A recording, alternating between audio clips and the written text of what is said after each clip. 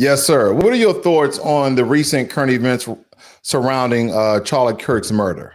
Well, you know what? There is this saying. Sometimes it's a message and sometimes it's the messenger. And with some people, when you deal with taking somebody out, it would behoove certain people to remember that martyrdom motivates masses. And messages are people that otherwise would have had marginal influence become enormously influential if you make them martyrs.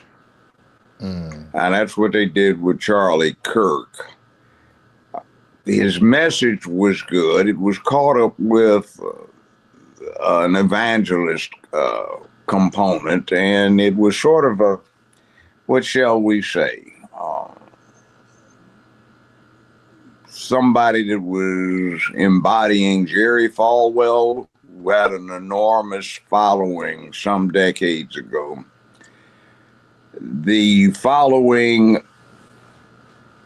had a receptive audience because what's out there right now is basically a negation of most of the things that humanity has stood for over eons. Duty, honor, obligation, responsibility, accountability,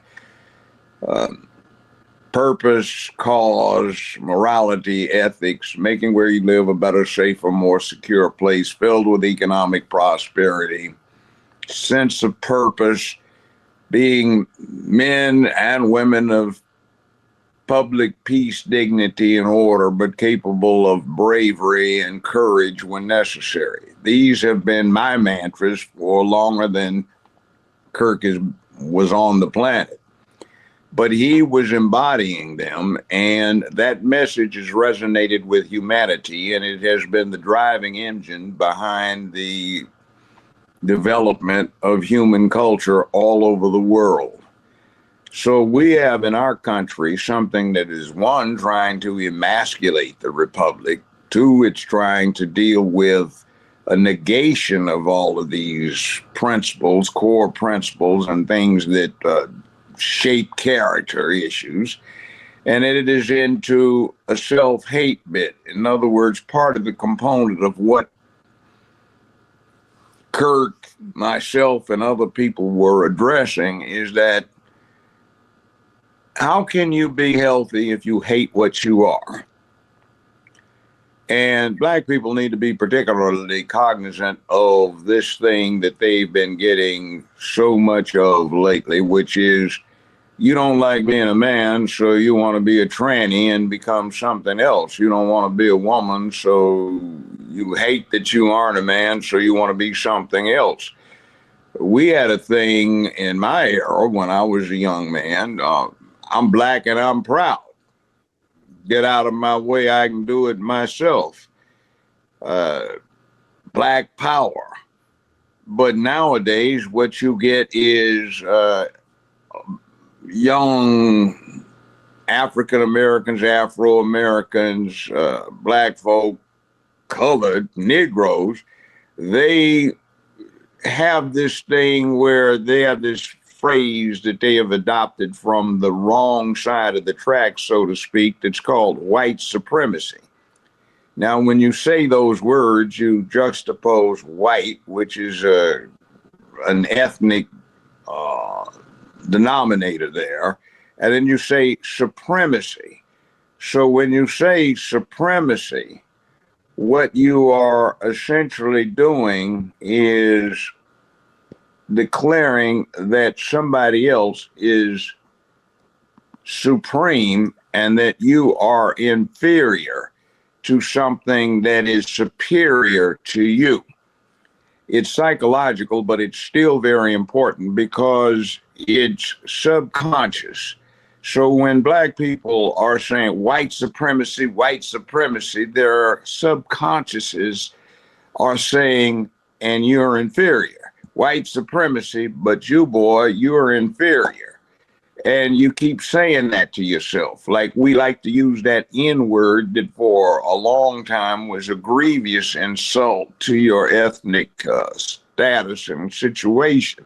Oh, we saying it friendly, man. No, Every time you say that word, you're also saying in your subconscious, everything that your subconscious knows is negative about that word, and you have accepted it and applied it to yourself.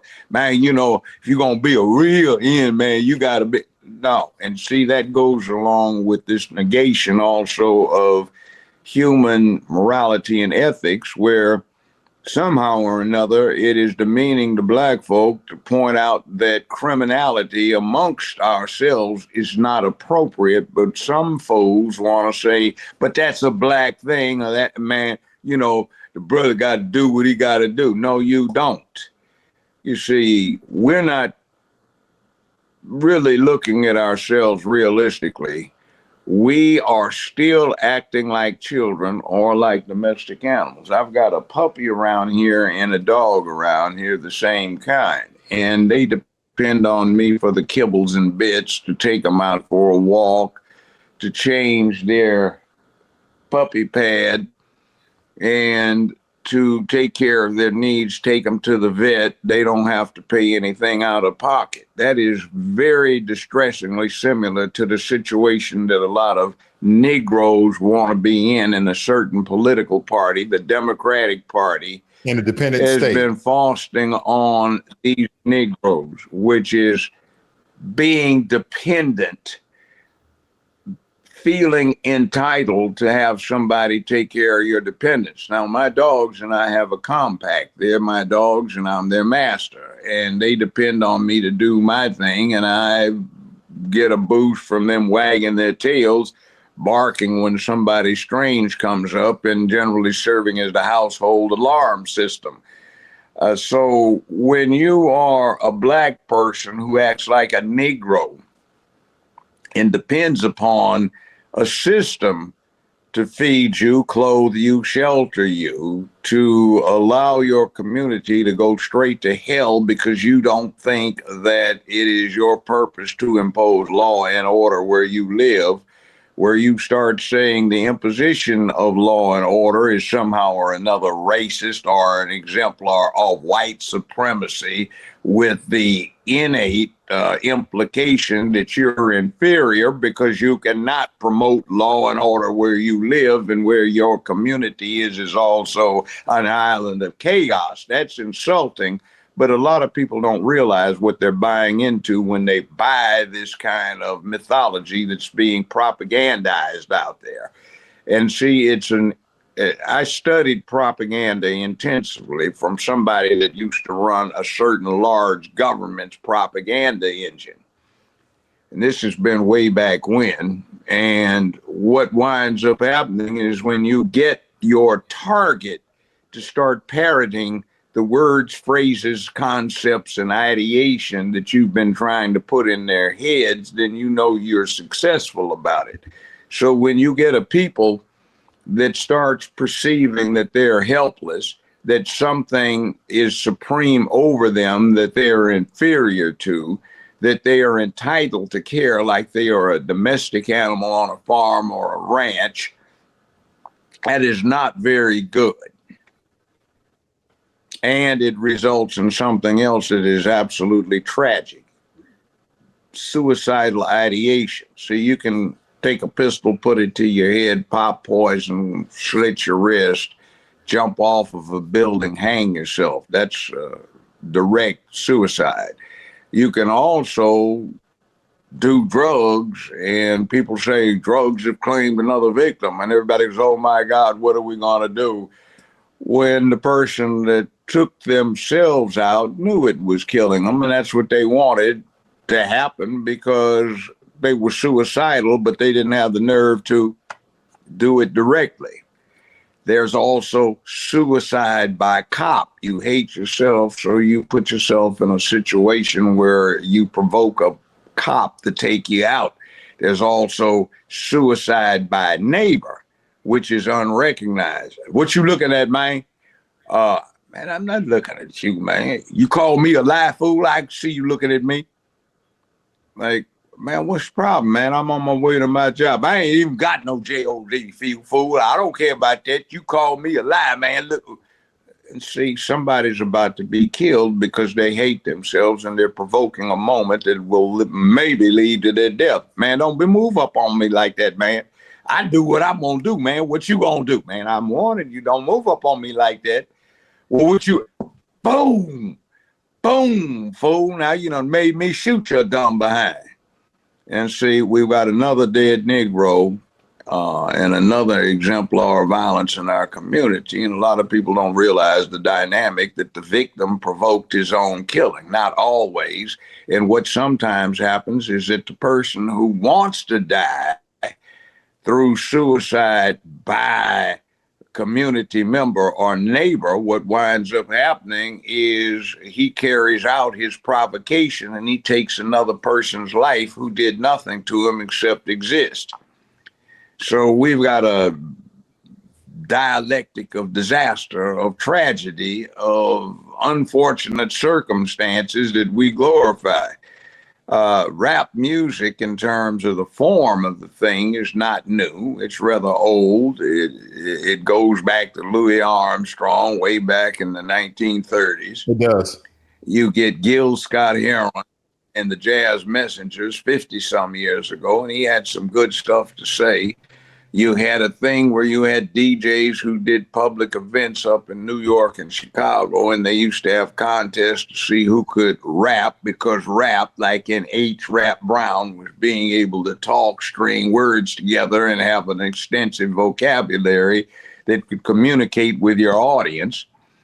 And these contests became ego boosting things, where the rapper talked about how this, that, and the other he was, or the DJ who was rapping, and then it became a form. And unfortunately, it's embarrassing, because although for the last 100 or so years, music forms last for about 6, 7, maybe 10 years, this has been going on for 45 years and it hasn't changed. It's gotten fouler, but the tactic has become old. It's like cowboy music and line dancing. It's like jazz. It's like blues. It's old and it's ancient. And you get people in places where everybody from 70 to 75 is familiar with the same music, can do the same dances in one form or another, or at least knows what they're looking at. And that is like pathetic, because for the last century, that did not happen until we got about 40 years ago, or 1980s, where we got solidly into the glorification of dysfunction in all aspects of society, because the communications industry, the entertainment industry, and the news industry got taken over by the same sick people who hate themselves and try to negate what they are and legitimize the concept of rejecting your essence for something that allows you to escape the communal obligations of your circumstances. In other words, if you are a man, you owe something to everybody else in your community about standing on the wall and protecting the village, or providing for it, giving guidance when it comes to morality and ethics.